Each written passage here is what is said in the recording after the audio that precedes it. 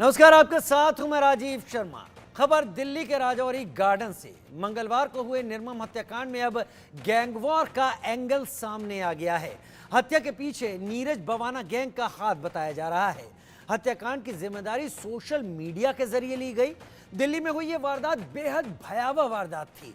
इस वारदात में बदमाशों ने 40 राउंड फायर किए और उससे भी डरावनी बात यह कि इस हत्याकांड को एक रेस्टोरेंट के अंदर अंजाम दिया गया। ये रिपोर्ट देखिए। ये एक रेस्तरां का सीसीटीवी फुटेज है। शुरुआत में इस सीसीटीवी को देखकर आपको सब कुछ सामान्य लगेगा। आपको लगेगा कि सब कुछ सामान्य है और किसी आम शाम की तरह ही है। तस्वीरों में आपको कुछ भी अजीब नहीं लगेगा। आपकी स्क्रीन के बाईं ओर दो लड़के कुर्सी पर बैठे हुए नजर आएंगे। एक लड़के ने ऑरेंज कलर की शर्ट पहनी है, जबकि दूसरा सफेद शर्ट और जीन्स में है। इनके ठीक पीछे वाली सीट पर गहरे रंग की शर्ट में एक शख्स बैठा है। उसके ठीक सामने एक लड़की बैठी है। ये किसी आम कपल की तरह लग रहे हैं और स्क्रीन के दाईं तरफ रेस्तरां के कुछ स्टाफ और कुछ लोग बैठे हुए नजर आ रहे हैं। ये एक फैमिली ही है। कुर्सी पर बैठने के ठीक 2 सेकंड बाद ये दोनों लड़के उठते हैं, पिस्टल निकालते हैं और इनके पीछे बैठे शख्स पर फायरिंग शुरू कर देते हैं। गहरे रंग की शर्ट वाला शख्स जान बचाने के लिए रेस्तरां के कैश काउंटर की तरफ दौड़ता है और कैश काउंटर के पीछे छलांग लगा देता है। लेकिन दोनों हमलावर भी कैश काउंटर पर चढ़ जाते हैं और ताबड़तोड़ फायरिंग शुरू कर देते हैं। विदेशी हथियारों से हत्याकांड को अंजाम देकर बदमाश आसानी से फरार हो गए। इन तस्वीरों को फिर से देखिए। जैसे ही बदमाश फायरिंग शुरू करते हैं, गहरे रंग की शर्ट पहने बैठे युवक के सामने बैठी युवती सबसे पहले रेस्तरां से बाहर भाग जाती है। रेस्तरां में बैठे बाकी लोग भी बाहर भाग जाते हैं। जिस रेस्तरां में वारदात हुई वो 2nd फ्लोर पर है। ग्राउंड फ्लोर पर भी कई छोटे रेस्तरां हैं। वारदात को रात करीब 9:15 बजे अंजाम दिया गया, जब बाकी रेस्तरां में काफी भीड़ भाड़ थी। वारदात के बाद रेस्तरां का मैनेजर पुलिस को फोन करता है। मौके पर पहुंची पुलिस रेस्तरां में ही मृत पड़े शख्स की जेबें टटोलती है। जेब से पुलिस को ऐसा कुछ नहीं मिलता जिससे लाश की शिनाख्त की जा सके। पुलिस तफ्तीश शुरू करती है, रेस्तरां में लगे सीसीटीवी खंगालती है और आरोपियों की तस्वीरें हाथ लगती हैं। उस लड़की की तस्वीर भी पुलिस के हाथ लगती है जो मृतक शख्स के साथ रेस्तरां में आई थी। वारदात के करीब 24 घंटे बाद पुलिस लाश की शिनाख्त कर पाती है और तब पता चलता है कि रेस्तरां में बदमाशों की गोलियों का शिकार हुआ शख्स झज्जर का रहने वाला अमन जून है। यहां से दिल्ली पुलिस इस हत्याकांड की परतें खोलती चली जाती है। हत्याकांड के कुछ घंटों बाद सोशल मीडिया पर एक पोस्ट शेयर की जाती है। इस पोस्ट में हिमांशु भाऊ और नवीन बाली मर्डर की जिम्मेदारी लेते हैं और इस पोस्ट के नीचे लिखा होता है दिल्ली के सबसे बड़े गैंगस्टर नीरज बवाना का नाम। यहीं से दिल्ली पुलिस को सुराग मिलता है और आगे जांच बढ़ती है और करीब 4 साल पहले जाकर रुकती है। 7 अक्टूबर 2020 को हरियाणा के रोहतक में शक्ति सिंह की हत्या होती है। हमलावरों ने शक्ति सिंह को 14 गोलियां मारी थीं। इस हत्याकांड में अशोक प्रधान गैंग का नाम सामने आया था और जिसकी हत्या हुई वो शख्स नीरज बवाना का मौसेरा भाई था। नीरज बवाना के जेल जाने के बाद वो ही गैंग संभाल रहा था। नीरज बवाना को शक था कि अमन जून ने ही शक्ति सिंह के रोहतक में होने और उसके हर रोज बास्केटबॉल खेलकर वापस जाने की टाइमिंग अशोक प्रधान गैंग को बताई थी। कहा जाता है कि नीरज बवाना हर कीमत पर अपने मौसेरे भाई की हत्या का बदला लेना चाहता था। बताया जाता है कि 2022 में भी झज्जर जिले के दबोदा गांव में अमन जून पर फायरिंग की गई थी, लेकिन उस हमले में अमन जून बाल बाल बच गया था और उसके बाद से ही टैक्सी चलाने का काम करने लगा था। दिल्ली में हुए इस हत्याकांड के बाद अब लॉरेंस बिश्नोई और बम्बिहा गैंग के बीच गैंग वॉर फिर बढ़ने का शक है। दरअसल नीरज बवाना का गैंग बम्बिहा गैंग से जुड़ा हुआ है, जबकि अशोक प्रधान का गैंग लॉरेंस बिश्नोई गैंग का मेंबर है। राजौरी गार्डन में हुए मर्डर के बाद काफी साल से शांत बैठे अशोक प्रधान और नीरज बवाना गैंग में गैंग वॉर होने का खतरा और बढ़ गया है, जो दिल्ली पुलिस के लिए भी परेशानी की बात है। Bureau report, India news.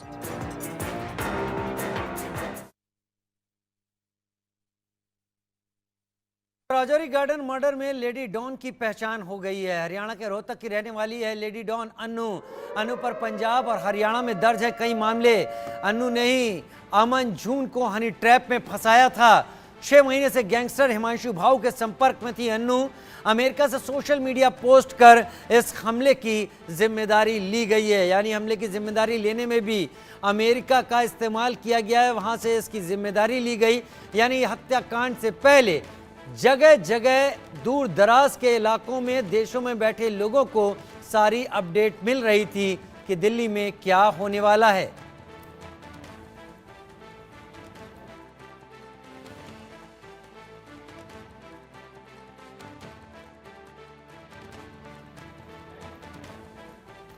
Social media post कर हमले की जिम्मेदारी ली गई। राजौरी गार्डन मर्डर केस में हरियाणा के रोहतक की रहने वाली है लेडी डॉन अन्नू। अन्नू पर पंजाब और हरियाणा में कई मामले दर्ज हैं।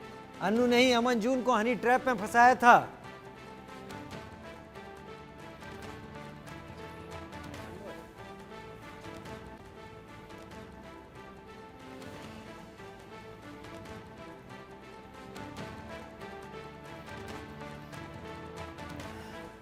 तो अन्नू ने ही अमन जून को हनी ट्रैप में फंसाया था। 6 महीने से गैंगस्टर हिमांशु भाऊ के संपर्क में थी अन्नू, वही लड़की जो कि रेस्टोरेंट से भागी थी। अमेरिका से सोशल मीडिया पर पोस्ट करके इस हत्याकांड की जिम्मेदारी भी ली गई।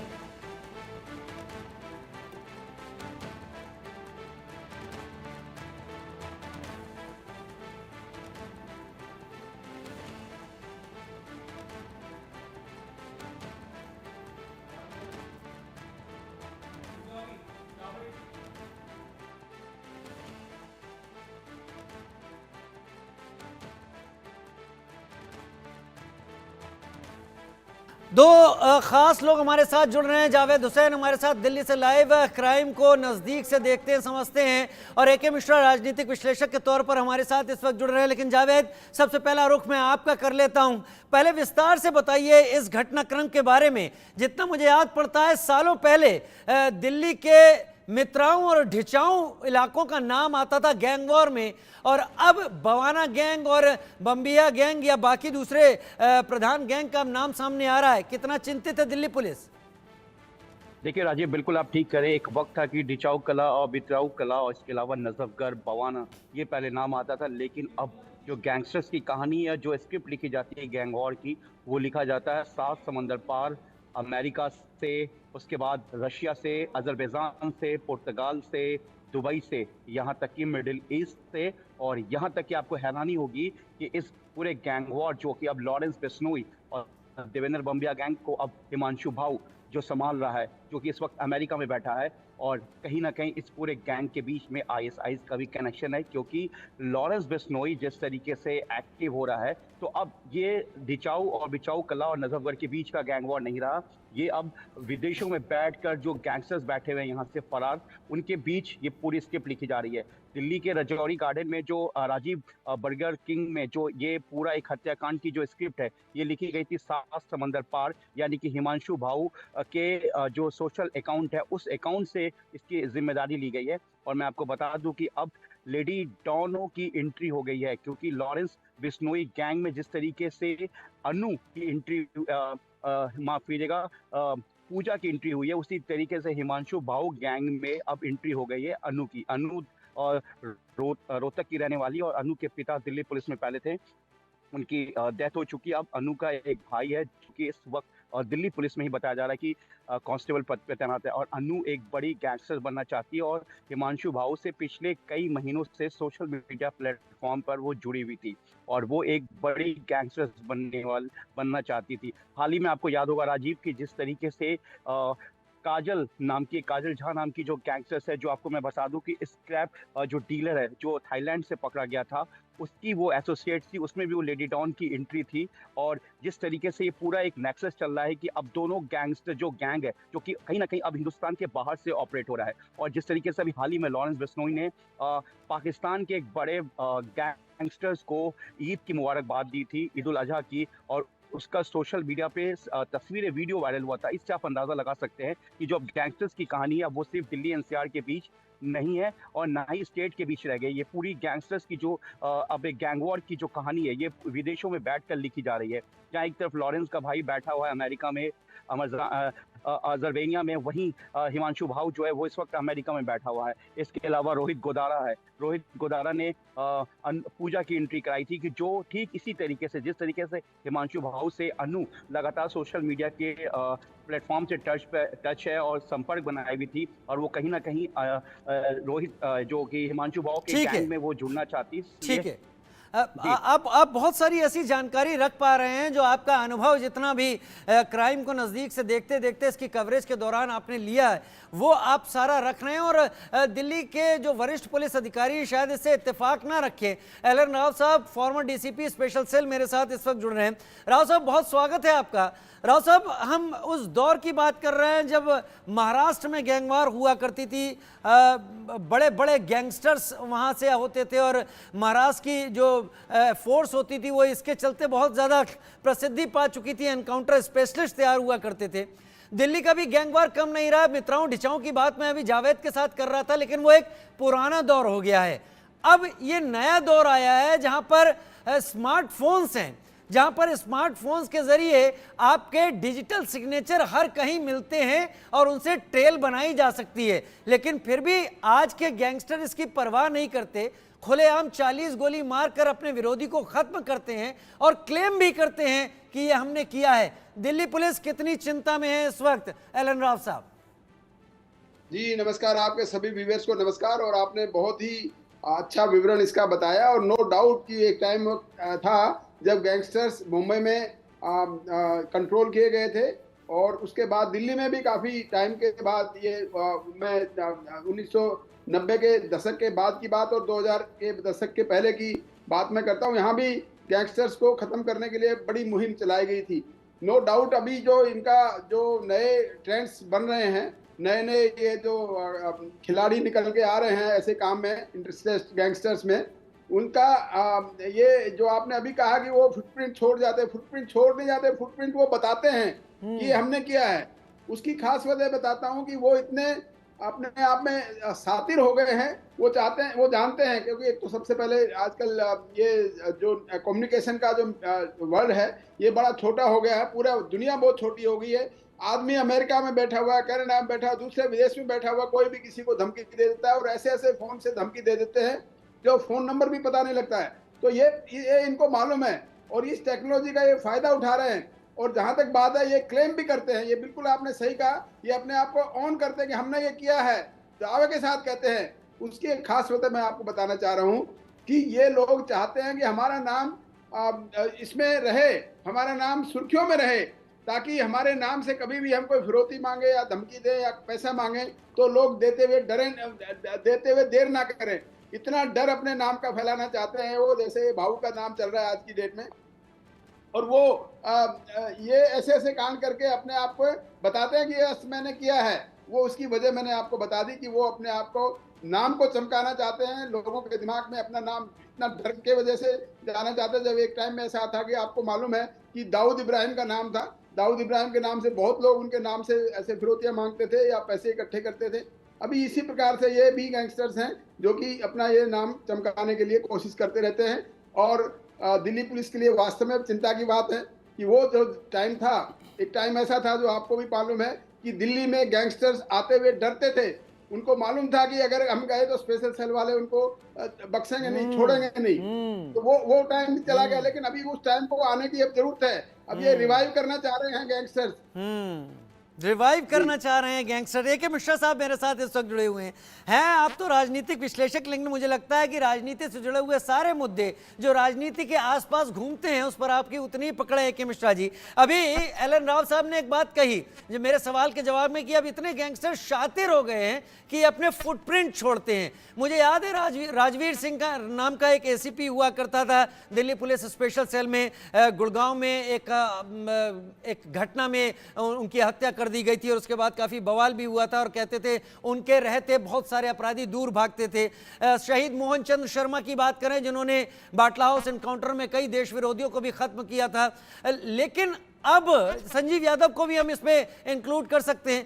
क्या वाकई ये शातिर हैं कि फुटप्रिंट छोड़ रहे हैं, या फिर अब इनको उस खौफ की कोई जगह दिखती नहीं है? दिल्ली पुलिस को शायद एक बार फिर से मेहनत करनी पड़ेगी।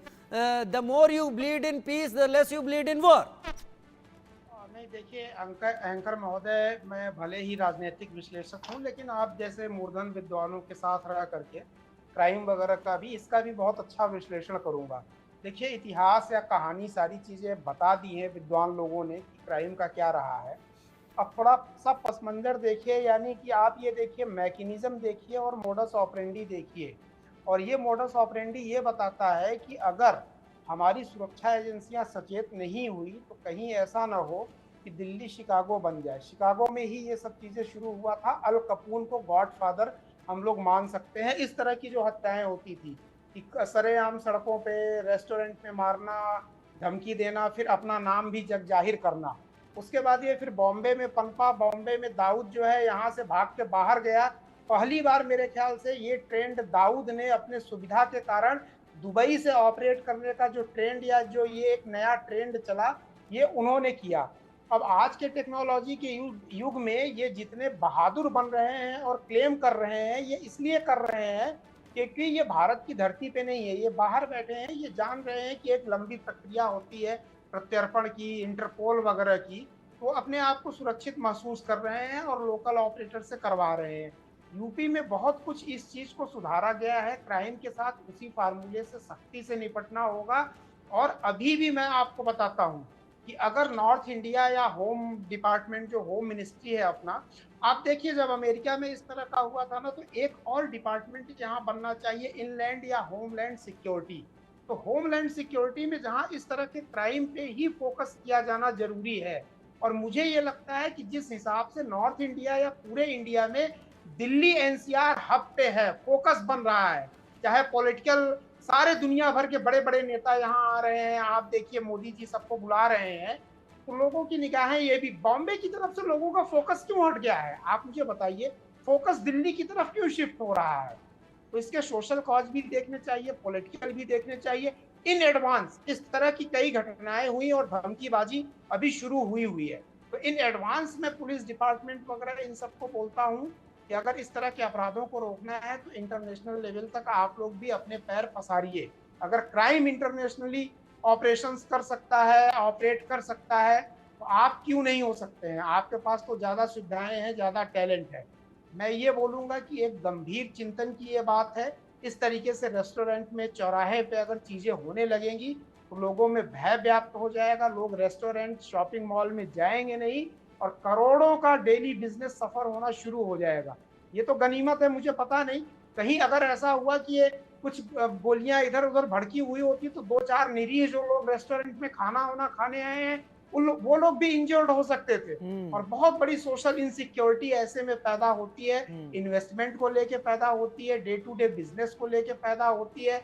और आगे फिर यही गैंगस्टर ये करते हैं कि एक पैरेलल गवर्नमेंट चलाते हैं, हफ्ता वसूली, टैक्स वसूली, ये सब शुरू करते हैं। तो मैं समझता हूँ कि इसके मैकेनिज्म को समझते हुए इसके इशारों को समझना चाहिए और अभी समाज को, सरकार को, पुलिस डिपार्टमेंट को, सबको सचेत हो जाना चाहिए।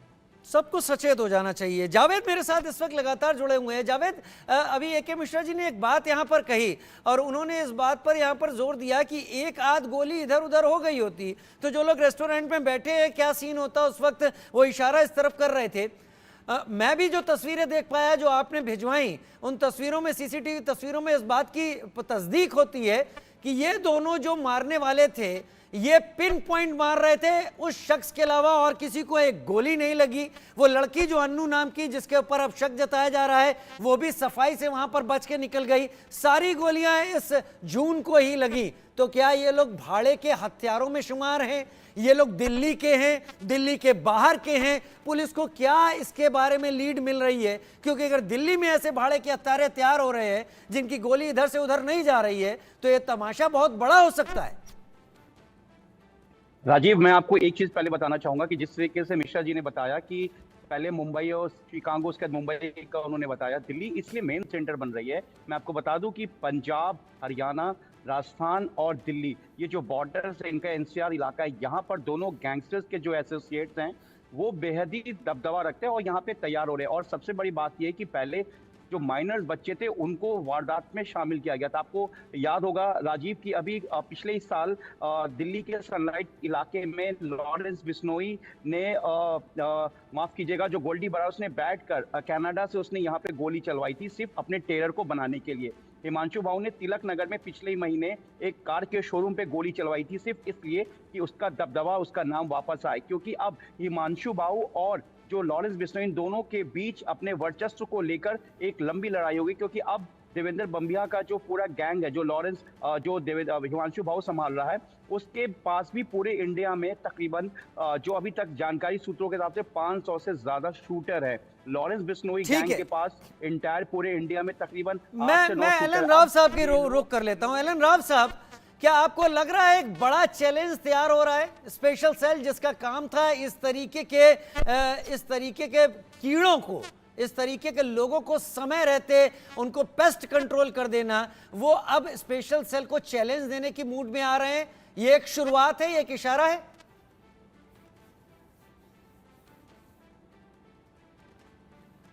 अनम्यूट कर लें सर अपने को।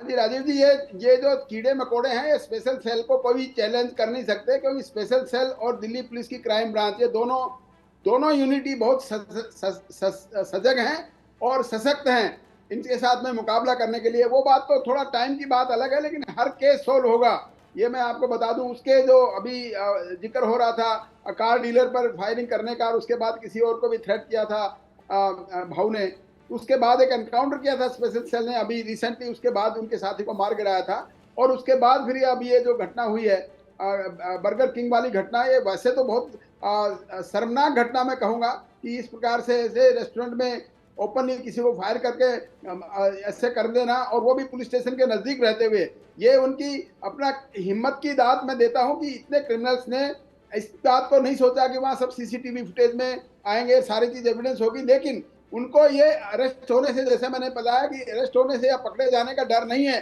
उनको सिर्फ इंस्ट्रक्शंस ये होती हैं, जो बाहर बैठे हुए जो इनके आका हैं उनकी इंस्ट्रक्शन ये होती है कि ये काम करना है, ताकि उनके नाम के बदले में पैसा मिल सके।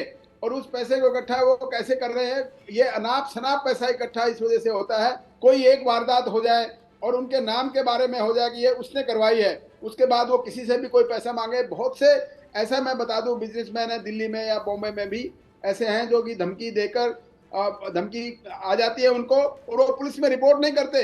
ये बड़ी ही शर्मनाक बात है कि पुलिस पे भरोसा नहीं, आपने बात बहुत सही कही, लेकिन ए के मिश्रा जी की एक बात को यहाँ पर ध्यान रखना होगा। उन्होंने एक रेस्टोरेंट में गोली तो बरसाई है, लेकिन इसका रिपरकशन जो होंगे, अगर लोगों ने रेस्टोरेंट जाना बंद कर दिया इस डर में कि कोई गोली उनको लग सकती है और किसी भी इलाके में, उससे इकोनॉमी भी सफर करेगी, डर एक फैल जाएगा। शायद उन व्यवसायियों को हम दोष नहीं दे सकते, वो भी कहीं बहुत देखते हैं चीजें, उन्हें लगता है कि शायद सॉल्यूशन मिले इससे पहले कहीं वही ना निशाना बन जाए। खैर, ये एक अलार्मिंग सिचुएशन जरूर है, कांड एक है लेकिन अलार्म सबके लिए बजा है। यहाँ पर बहुत शुक्रिया ए के मिश्रा सर आपका शामिल होने के लिए, जावेद आपका, और